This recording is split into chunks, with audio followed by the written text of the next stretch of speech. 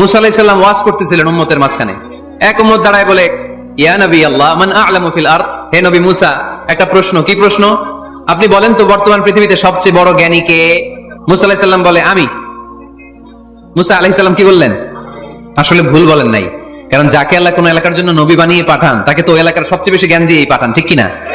কিন্তু আল্লাহ চেয়েছেন মুসা আলাইহিস সালাম এইভাবে না বলে যদি এরকম বলতো আল্লাহু আ'লাম, আল্লাহ বেশি জ্ঞানী, তাহলে আল্লাহ বেশি খুশি হতেন।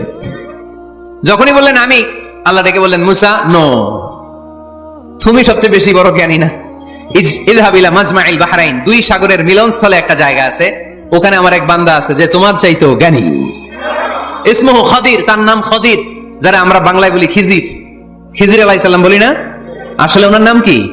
খদির। খদির মানে এভারগ্রিন, সবুজ। উনি কোন জায়গায় বসলে ওখানকার হলুদ ঘাসগুলো মুহূর্তে সবুজ হয়ে যেত। গাছপালা না জন্মালে ওদিক দিয়ে হাঁটলে সবুজ গাছপাতা জন্মাতে শুরু করতো।